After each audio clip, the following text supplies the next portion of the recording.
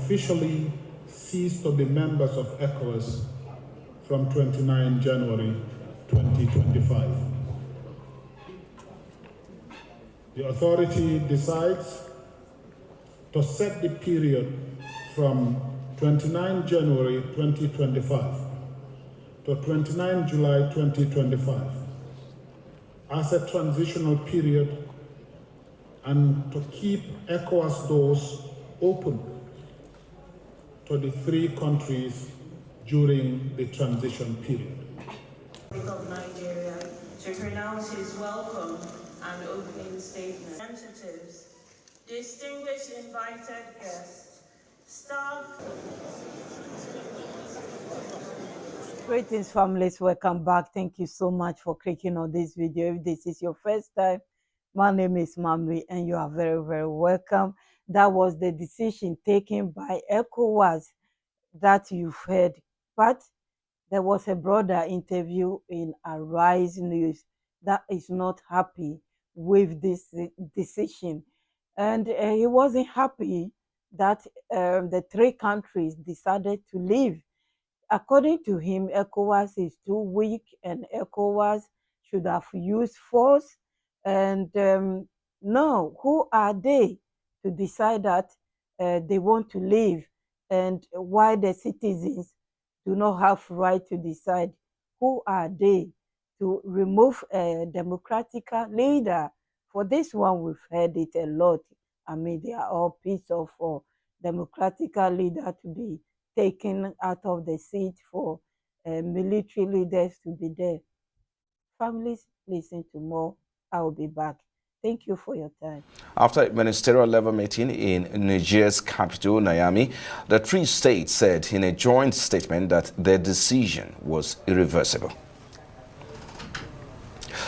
Well, let's have this conversation with Rise analyst Frank Tete on ECOWAS approval to Mali, Niger, and Burkina Faso to leave the regional bloc in January. Thank you so much for your time, Frank Tete. I mean, this announcement has raised significant questions on the future of, unity and regional integration within the bloc. But the question is, what does this portend, for trade, security among the West African states? The question is to be broadly considered when in the light of how much of application has been the revised treaty of 1993. It is very crucial that we've actually... Him. That is great. The way he analyzed that point, yes, it's because of the terrorists. That's why they are leaving, because people are not, the president, the democratic president that they have are not doing anything. They couldn't contain it. But what he said, like now, is even more than it was. I was like, eh? Then he went on to say that the ECOWAS should have used force, because these leaders, ECOWAS leaders now, they are strong, but they are not strong like the previous leaders. These countries are able to leave, more especially exacerbated by the unfortunate situation of a number of jihadist movements that have not been able to be curtailed, whose I would say that their increase, has not been curtailed. Don't to think about the widespread insecurity. Chad is now suffering quite unfortunately, that is suffering in the hands of invaders and bandits who are said to be shielded, or rather who find their refuge in Nigeria. The same problem we've had in Niger, in Mali, and Burkina Faso. So these countries, the leadership of these countries are now willing to leave the union because they think that there is no consequence, that there is absolutely nothing they are missing. So the immediate impact is that of actually taking another look at the ECOWAS arrangement, whether it has served its purpose or not. Because fingers have also been pointed to the way. And he even went on to say that the leaders of ECOWAS, the founders of ECOWAS, were military leaders. And I was like, what are you trying to say? If they were military leaders, and now military leaders also form AES, the Alliance of Sahel States, and you said you don't get it, why are you calling for force? They should have used force, because they allow them to do whatever they want to do. Who do they think they are to decide for Malians and Nigerians and also Burkinabes? Who do they think they are? Established by military leaders. I'm talking about General Gowon with other military leaders across the region. Now, but to think that when it was, whether it was General Abacha who was, when he was chairman, ECOWAS was seen to be strong. And then the strongest of them all, the Chief Olusegun Obasanjo, former military general, also would have handled this case differently. And now to also bring the technicality of international law into it, what is the propriety of military heads of state in these countries exercising authority in the sense of, establishing or giving direction to the sovereignty of the Nigerian people, of the Malians, or Burkinabes? The point, one would have argued, if I believe that from the antecedents of General Olusegun Obasanjo, he as head of state, he probably would have said, look, you guys are not the leaders of Mali, Burkina Faso, or Niger. So you can't be pulling out Niger and Burkina Faso or Mali from ECOWAS. Are you real? Are you in this planet? Are you watching what is really going on? Families, please listen to more and I'll be back. Imagine if you had a gangster president in place who was going to, sorry to use gangster president in quote, who's able to deploy the Nigerian military to go and restore order in Niger. You don't remove a democratically elected Mohamed Bazoum as president and then the Nigerian president accepts it. But we saw the president and the Nigerian president at that time could have actually, initiated military action. But we saw all of those, interests that were rising against him, particularly from northern Nigeria. In that case, that was allowed.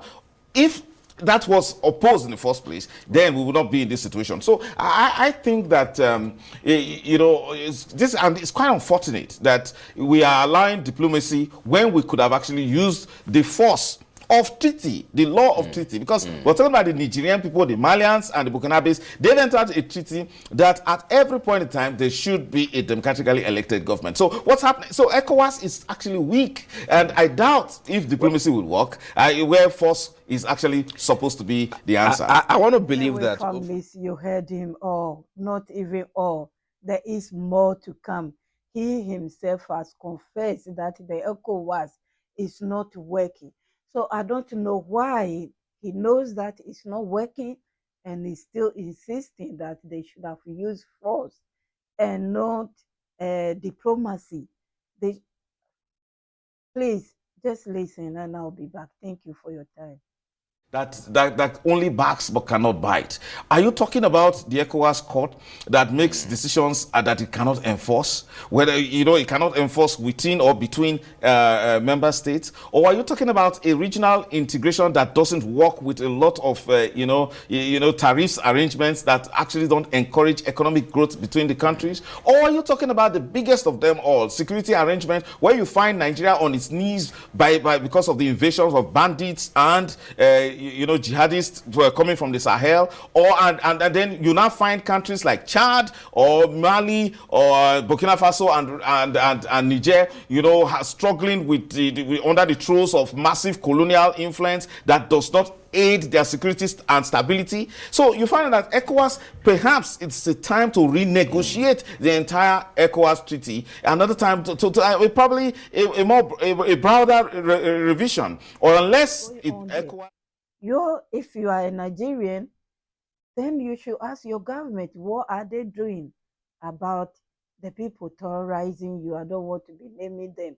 You know them all. You should ask your government. If ECOWAS is doing what they're supposed to do, the first place, this will not happen. I said it before. Anytime I see the president, I just remember the day he went to France. He went to French Parliament, or French, I always forgive me, Paris, and he went to the Parliament calling them to come and use force to remove these three leaders. Yes, if ECOWAS works, something like that will never happen. If ECOWAS work for Africa, it will never happen. You will not go and call different country to come and fight your own brothers and sisters. This is the main reason why they are leaving. And people, some people, so-called analysts or whatever, can't understand it and get it into their head that you don't betray your own. You don't sell your own. You don't sell your own brothers and sisters. Gone are the days when they did that. And look at us now. We've been divided when they did that. You went when Nana Akufo-Addo, President Nana Akufo-Addo, pardon me, ex-president now, went to America calling them to come and intervene. You went to France, that president of Ecowas, went to France calling them to come and intervene. And that's why they dump all the guns and the ammunitions or whatever, they dump them in the Sahel for you people to use it to attack your own brothers and sisters. And now it ends up in the hands of the terrorists. Anyway, I didn't want to talk much about this because credit to ECOWAS, they understand their point, but it just other people behind the scene who are still calling for force. Force will never happen, not now, not tomorrow. It won't happen. It won't happen. Otherwise, all of us will go and fight. See you soon, families. God bless you all. I'll leave you here. Please leave comments. And yes, whatever you are thinking, leave it there. And I'll be back with another news. My VIPs, my kids and quiz, thank you so much. Credit to Arise News if I haven't said that yet. It's a lot to take in, but thank goodness, I don't think they will be going back because they have come so far. They are not going back. So they should better leave them to do their own thing.